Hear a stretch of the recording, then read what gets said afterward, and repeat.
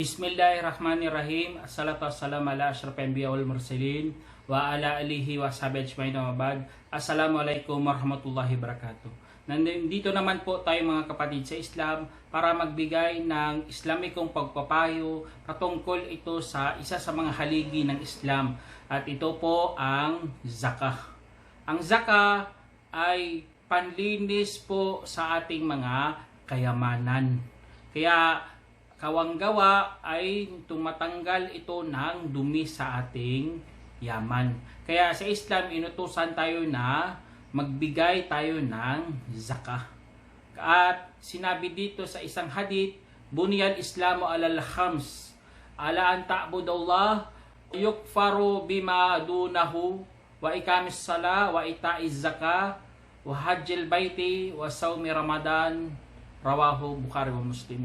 Inulat ni Abu Abdullah bin Omar bin Khattab radhiyallahu anhu na kanyang narinig ang mensahero ni Allah sallallahu alaihi wasallam nagsabi, itanayo ang Islam sa 5, pagsaksi na walang ibang Diyos maliban kay Allah at si Muhammad at kanyang alipin at mensahero, at pagtayo ng sala at pagbigay ng zakah at pagsagawa ng hajj sa bahay ni Allah at pag-ayuno sa Ramadan. Isinalaysay ni Bukhari at Islam. Opo mga kapatid sa Islam, ito po ay isa sa mga haligi ng Islam. Kaya dapat isagawa ito bilang isang Muslim. At si Muad bin Jabal, inutusan din siya na ianyaya ito sa mga taga-Yemen. Kaya mga kapatid, napakalaking karangalan ito sa isang Muslim na magbigay siya ng zakah. Kasi nga, kapag iniwan mo pa ito, paparusahan kanyang apoy sa impyerno. Katulad dito nabanggit ni Abu Hurairah radhiyallahu anhu, sinabi ng Propeta sallallahu alaihi wasallam, wala na nangmamay-ari ng ginto at pilak na hindi nagbibigay ng karapatan nito maliban sa araw ng pagkabuhay. Ang mga ito ay papatagin para sa kanya at gagawing mga plato mula sa apoy. At pagkatapos papainitin ito sa apoy ng impyerno at saka ididiin sa kanyang tagiliran at noo at likod. Kapag naging malamig na ito, ibabalik ka agad sa araw kung saan ang katumbas ay 50,000 taon, hanggang husgahan ang mga alipin at saka makikita niya ang kanyang landas kung siya ba patungo sa paraiso o sa impyerno. May nagsabi o mensahero ni Allah, sa kamilyo po, sabi walang may-ari ng kamilyo na hindi nagbibigay ng karapatan nito at sa karapatan ng gatas sa oras ng gatasan maliban sa araw ng pagkabuhay, ay ipapatag sa kamilyo ang malawak na lugar at sobrang dami nila ay walang mawawala kahit isang maliit na kamilyo, at saka apak-apakan nila ang may-ari sa kanila sa pamamagitan ng kanilang mga talampakan at kagagatin siya ng kanilang mga bunganga, at tuwing dumadaan ng nauna ay kaagad susundan ng mga panghuli. Sa araw kung saan ang katumbas ay 50,000 taon, hanggang husgahan ang mga alipin at saka makita niya ang kanyang landas kung siya ba ay patungo sa paraiso o sa impyerno. May nagsabi o mensahero ng Allah, sa baka at sa kambing po, sabi, at walang nagmamay-ari sa baka at kambing na hindi nagbibigay ng karapatan nito maliban sa araw ng pagkabuhay, ay ipapatag sa baka at kambing ang malawak na lugar at walang mawala sa kanila, at wala sa kanila ang baloktot ang sungay at walang sungay o putol ang sungay. Kaya susungayin nila ang tao sa pamamagitan ng kanilang mga sungay at apak-apakan ng kanilang mga talampakan, at tuwing dumadaan ang nauna ay susundan ng mga panghuli. Sa araw kung saan ang katumbas ay 50,000 taon, hanggang husgahan ang mga alipin at sa makikita niya ang kanyang landas kung siya ba'y patungo sa paraiso o sa impyerno. May nagsabi, o mensahero ng Allah, sa kabayo po. Sa kabayo ay 3, kabayo na may makasalanang tao at pantakip sa tao, at kabayo na mayroong gantimpala. Ang may kasalanan ay para sa tao nagtali nito bilang pakitang tao at ang pagyayabang at pagkapod sa mga Muslim, kaya mayroon siyang kasalanan. At pantakip sa mga tao nagtali nito sa landas ni Allah, at pagkatapos hindi niya kinakalimutan ang karapatan ni Allah sa likuran nito at sa liig.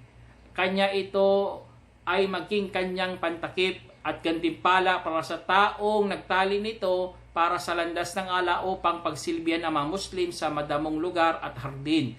Kaya ano mang makain ito sa madamong lugar o mahardin, isusulat ang bawat makain bilang mabuting gawa, at isusulat ang bilang ng dumi nito at ihi bilang mabuting gawa, at hindi mapuputol ang haba nito at saka tumatakbo ng isang paikot o dalawa, maliban na isusulat ni Allah ang bawat mga bakas at mga dumi nito bilang mabuting gawa para sa kanya.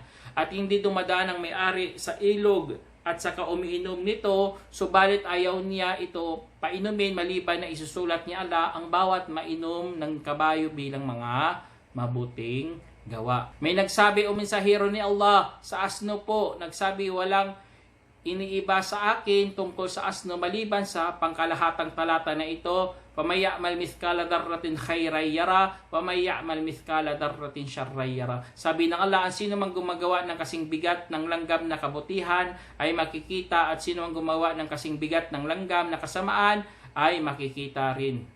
Isinalaysay ni Muslim. Kaya mga kapatid sa Islam, nakakatakot po kapag ang tao hindi nagbibigay ng zakah, lalo na sa yaman. Kasi nga ito ay paparusahan ng Allah subhanahu wa ta'ala.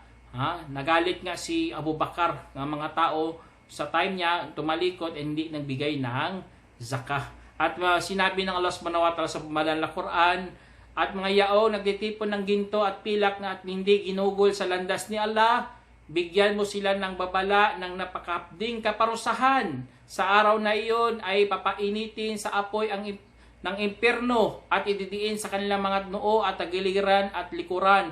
Ito ang inyong inipon para sa inyong mga sarili. Kaya tikman ninyo ang inyong mga inipon dati. Kaya nakakatakot mga kapatid sa Islam kapag ang tao hindi nagbibigay ng zakah, lalo na sa pera. Kaya mga kapatid sa Islam, ang tao kapag umabot sa isang taon ng kanyang yaman, ay kailangan talaga ng pagbigay. At ang basihan sa pagbibigay ay ginto at pilak.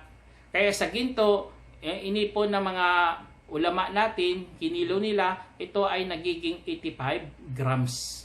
At ang 85 grams, kapag umabot ang pera mo dyan sa 85 grams, ilagay natin bawat isang gramo, 100, mga 8,000 reals, kung ano pa pera sa Saudi, yun, kailangan mo magbigay. Pero marami kasing mga tao na hindi umaabot dyan ang pera nila. Kaya ibang ulama, mga scholar natin, ay ginawan lang mas mababa. At ito ang paggamit ng pilak. At ang pilak po ay 595 grams. At alam natin, mababa ang presyo ng pilak. At ito po ay 2 riyal. Kaya umabot na lang mga almost mga 1,000 plus riyal. Example, ang iba, isang 1,000 at 100. Basta umabot ang pera mo dyan, o kung sa pera pa natin, mga 14,000 plus. 14,000 na pera mo umabot sa loob ng isang taon. Siyempre mga kapatid sa Islam, kung mahirap ka, ay hindi talaga maabot ang pera mo dyan sa 14,000 sa isang taon. Pero may kaya ka, umabot ang pera mo dyan. Ibig sabihin, kumikita ka. Hindi ka matawag na mahirap. Kaya mga kapatid, magbigay po tayo sa zakat dyan sa 14,000. At huwag kang mag-alala mga kapatid, ang pera na yan, mababa yan. Magbigay ka ng zakat, mga 350 pesos lang yan. At hindi yan mawawala, bagkus isusulat yan ng Allah subhanahu wa ta'ala. Nalinisan mo pa ang pera mo. Nalugod mo pa si Allah subhanahu wa ta'ala. Tinulungan mo pa ang mahihirap. Kaya mga kapuspalad, mga kapatid, nahiya lang yan sila, pero isipin mo na ang pera mo merong hakkum ma'lum. Ibig sabihin merong yung karapatan na dapat mong ibibigay. Karapat-dapat sa karapatan na yun. Yun ang mga mahirap. Kaya yun ang zakah na ipaabot sa kanila na meron tayong malasakit bilang mayayaman. Yun ang iniisip dapat na may mga pera. Huwag natin isipin na dapat 85 grams gold. Umabot sa 8,000 real. Dapat doon tayo magzaka. Hindi tayo sa 1,100 reals lang. Huwag kang mag-isip ng ganyong kapatid. Kaya ginawa yan ng mga ulama para magiging marami mabigyan ng zakah. Kasi nga ang iba, sa luho nila, akala nila hindi ka matawag na mayaman, hindi ka rin matawag na mahirap. At mainam, dahil doon, nasa gitna ka, nasa middle class ka, mas mainam magbigay ka. Alam mo naman natin, kapag nasa middle class ka, malbaba rin ang zaka mo. Pero kung nasa higher class ka, siyempre, ang zaka mo dyan, milyones dumarating sa iyo, magbigay ka mga 10,000 pesos o 30,000, yun, mga big time na yun. Kasi nga, milyones na ang pera nila sa ipon nila. Kaya kung example, ang naipon mo lang 14,000, magbigay ka lang 350. Allahu Akbar, natulungan mo na ang kapatid mo, nalinisan mo pa ang pera mo. Kaya ang zaka, napakaliit lang yan, 2.5%. Kung example, pera mo, 15,000, i-times mo sa 0.025. Kung anong lumabas doon, yun ang presyo ng zaka. Kaya para maiwasan natin sarili natin na paparusahan. Ang iba nagtatanong, example, meron kaming ginto dito na itago. Ang inaitago, dapat ginagamit. Hindi na umabot ka na ng half kilo na ginto. Hindi na yan ginagamit. Pagkos tinatago mo, dapat magbigay ka na dyan ng zaka. Ang mga naitago, mga example, ginagamit, sinusuot ng mga asawa nila, sinusuot, nilalagay sa tenga, nilalagay sa kamay, sa singsing. Wala problema doon kasi ginagamit yan. Pero nag-ipon ka. Anong purpose? Bakit ka nag-ipon? Kaya magbalabas ka dyan ng zaka. Tapos ang iba may nagtatanong kapag may utang, syempre kung may utang, bayaran mo na ang utang. Pero kung ang utang mo, bayaran mo buwan-buwan, syempre ang pera mo malaki. Kailangan mo magbigay ka doon kasi ang pera na yun ang bigyan mo ng zaka. At para rin yun sa mahirap. Karapatan kasi ang purpose doon para hindi mainggit ang mga mahirap sa mga mayayaman. Lahat yan pinagkalooban ng Allah, pero may mga pinaburan lang si Allah subhanahu wa ta'ala. Dahil sa pabor na yung kapatid, dapat magpasalamat ang merong pera at siya ang magbigay. Siya ang magbukas palad sa mga dukha. Kasi nga pagbukas palad sa mga dukha, yun ang pagpapaabot ng iyong pagmamalasakit. Yun din ang papatatag ng isang kapatiran sa Islam na tinuturo sa atin ng ating relihiyon. At iyon ang ikinalulugad din ng Allah subhanahu wa ta'ala. Kasi nga, kaya kapag nabigyan ka ng sadaka o bibigyan ka ng zaka, fasalli alaihim. Ibig sabihin, ipagdasal mo. Pagdasal mo kasi ang iyong sala, inasalata ka sa kanal lahum. Katotohanan ng iyong dasal para sa tao na yon ay katiwasayan sa kanya. Allahu Akbar. Yun ang kagandahan ng Islam. Tinuruan lahat-lahat. Kaya ikaw nagbigay, tapos ang nabigyan, ipagdasal ang tao na yun. Yun ang tulong mo sa kanya para maging dalisay ulit ang kanyang puso at ng kanyang kayamanan. Kaya dito na lang po tayo kapatid. Assalamualaikum warahmatullahi wabarakatuh.